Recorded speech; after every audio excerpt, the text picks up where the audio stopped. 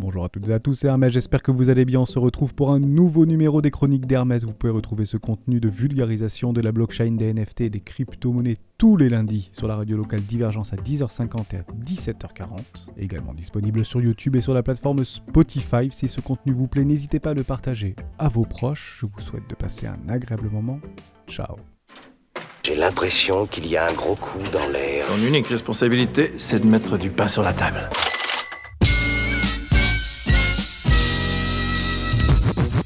Des infos relatives à des valeurs cotées en scène représentant un potentiel de hausse absolument énorme et un risque de baisse extrêmement limité. Il lui a suffi d'inscrire le mot Bitcoin. Moins 30% sur Bitcoin, c'est moins 50% sur des cryptoactifs généralement. Une monnaie numérique, une monnaie électronique, une monnaie virtuelle, une monnaie décentralisée, une crypto-monnaie.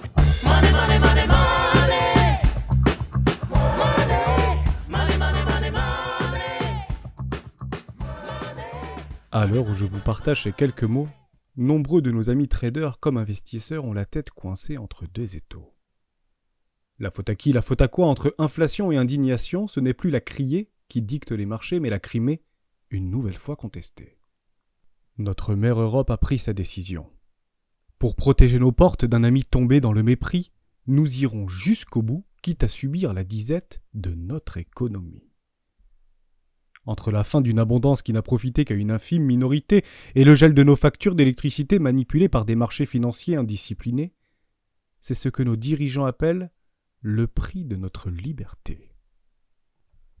Alors parlons-en de nos libertés. Encore faudrait-il les avoir conservées dans leur globalité. Entre passe vaccinal et preuve de citoyenneté, l'Europe va si mal qu'on choisit une nouvelle fois la guerre pour étouffer nos désaccords au profit d'une hégémonie qui, pour beaucoup, n'a que trop duré. C'est donc ceci, le prix de la dignité. Ne laissons pas tomber nos intérêts surdimensionnés, car cette fois-ci, si on tombe, il faudra un certain nombre d'années pour nous en relever. Je passe beaucoup de temps derrière des écrans en espérant désespérément entrevoir un hypothétique mouvement de retournement. Mais rien n'y fait.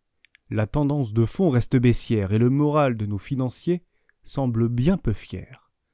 Difficile ici pour nos traders chevronnés de continuer à croiser le fer. Alors que faire? Attendre l'effondrement d'un cycle euphorique trop éphémère? Sauver ce qui peut encore l'être avant de tomber dans l'oubli? Je ne suis pas de cet avis, car lorsque le public est déjà sorti, c'est dans la souffrance que s'ouvrent les meilleures chances de sortir grandi d'une majorité restée dans le déni. J'ai plusieurs fois battu en retraite, alors que d'autres avaient une idée derrière la tête. Nous faire capituler jusqu'au dernier pour en tirer tous les bénéfices. Et comme souvent à l'arrivée, on se partage à prix d'or les dernières cacahuètes.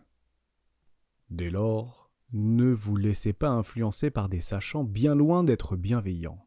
Car malgré les écrits comme Léon dit, si vous ne savez pas en profiter, il vous faudra alors assumer d'être arrivé en dernier. J'ai l'impression qu'il y a un gros coup dans l'air. Ton unique responsabilité, c'est de mettre du pain sur la table.